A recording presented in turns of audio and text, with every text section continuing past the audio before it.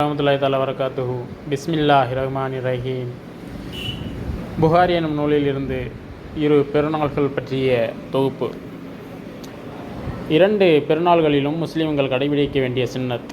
இதை பற்றி ஃபராக் ரலியல்லாஹு தஆலா அன்ஹு அவர்கள் அறிவிக்கிறார்கள். நாம் முதலில் தொழுகையை ஆரம்பிப்போம். அதன் பின்னர் இல்லம் திரும்பி அறுத்து பலியிடுவோம். இவ்வாறு செய்கிறவர் நம்முடைய வழிமுறையை பேணியவராவார் என்று நபி ஸல்லல்லாஹு அலைஹி வஸல்லம் அவர்கள் சொற்பொழிவில் குறிப்பிட்டுள்ளார்கள். மேலும் இதை பற்றி ஆயிஷா ரலியல்லாஹு தஆலா அன்ஹா அவர்கள் அறிவிக்கிறார்கள். வாஸ், அதாவது பழமையான போர் பற்றி அன்சாரிகள் புனைந்துள்ளவற்றை அன்சாரிகளை சேர்த்து 2 சிறுமிகள் என் முன்னே பாடிக்கொண்டிருந்தபோது அபூபக்கர் ரலியல்லாஹு தஆலா அன்ஹு அவர்கள் வந்தார்கள்.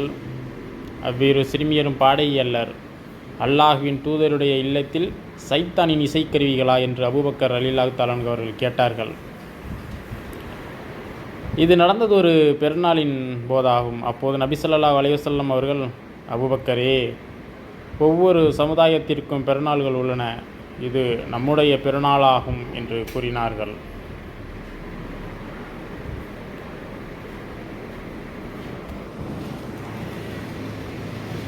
நோன்பு பெருநாள்களில் தொழ செல்வதற்கு முன்பே சாப்பிடுவது. இதை பற்றி அனஸ் ரலியல்லாஹு தஆலா அன்ஹு அவர்கள் அறிவித்தார்கள். சில பேரீச்சம்பழங்களை உண்ணாமல் நோன்பு பெருநாளில் தொழுகைக்கு நபி ஸல்லல்லாஹு அலைஹி வஸல்லம் அவர்கள் புறப்பட மாட்டார்கள். மற்றொரு அறிவிப்பில் அவற்றை ஒற்றைப்படை எண்ணிக்கையில் உண்பார்கள் என்றும் கூறப்பட்டுள்ளது.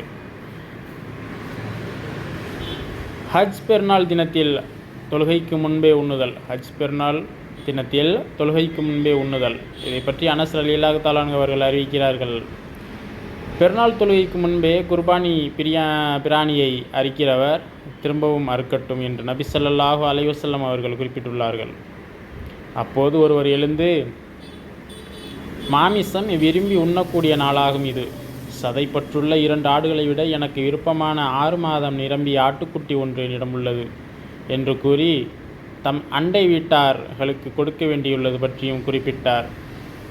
தொழுகைக்கு முன்பே அறுப்பதற்கு மேற்கண்ட காரணங்களால் அவர் அனுமதி கேட்டார். அவருக்கு நபி ஸல்லல்லாஹு அலைஹி வஸல்லம் அவர்கள் சலுகை வழங்கினார்கள்.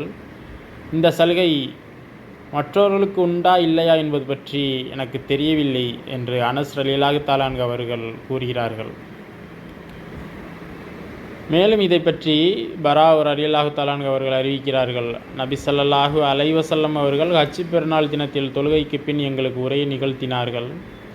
அவ்வுரையில் நம்முடைய தொழுகையை தொழுது அதன் பிறகு நாம் குர்பானி கொடுப்பதற்கென்று கொடுக்கின்றவரே உண்மையில் குர்பானி கொடுத்தவராவார். தொழுகைக்கு முன்பே அறுத்து விடுகிறவர் தொழுகைக்கு முன் தமக்காக அறுத்தவராவார். அவர் குர்பானி கொடுத்தவரல்லர் என்று குறிப்பிட்டார்கள். அல்ஹம்துலில்லாஹ், அல்ஹம்துலில்லாஹ், அல்ஹம்துலில்லாஹ்.